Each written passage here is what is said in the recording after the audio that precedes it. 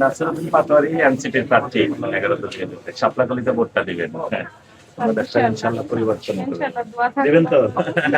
Voter জি হয়ে আপু। গেছে প্রথমবার, তো মাশাআল্লাহ। অবশ্যই আপনার জন্য দোয়া থাকলো। ভোটে হ্যাঁ দিবেন, অনেক এবার কষ্ট করে আমাদের দেশ আমরা আন্দোলন পরিবর্তন করছি। হবে। হ্যাঁ, অবশ্যই দিব। আপনারা আমাদের হয়ে কথা বলেন, তাহলেই হবে। জি, জি।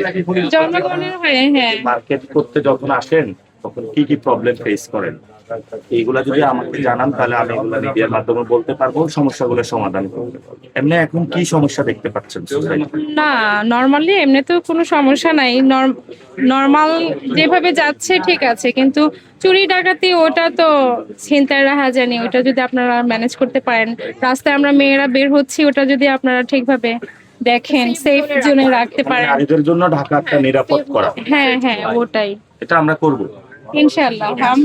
আমরাও আশা রাখি আপনাদের কাছ থেকে এটাই। জি, ইনশাআল্লাহ, দোয়া করুন। আসসালামু আলাইকুম। Thank you. সকালবেলা ভোট কেন্দ্রে চলে যাবেন। হ্যাঁ, ভোট কেন্দ্রগুলোও একটু সেফ রাখেন, আমরা সবাই একটু ভীত এটার জন্য, যে যে যাব নাকি যাব না এটা নিয়েও ভয় পাচ্ছি। ভোট কেন্দ্রে যাবেন এবং ভোট দেওয়ার পরে ভোটটা আমরা 15 বছর পরে দিব এবার। জি, যেহেতু জি। 15 বছর ভোট দিতে পারেন না, একটু দাঁড়িয়ে থাকবেন যে ভোট যাতে চুরি করতে কেউ না পারে। ধরেন আমাদের যদি 2 লক্ষ এখানে 80,000 ভোটার হয়, তো দলীয় যারা গুন্ডা সন্ত্রাস এরা তো কম সংখ্যক, জনগণ তো বেশি। জনগণ যদি ভোট কেন্দ্রের সামনে দাঁড়ায় থাকে এরা কিন্তু চুরি করতে সাহস পাবে না, পাবে।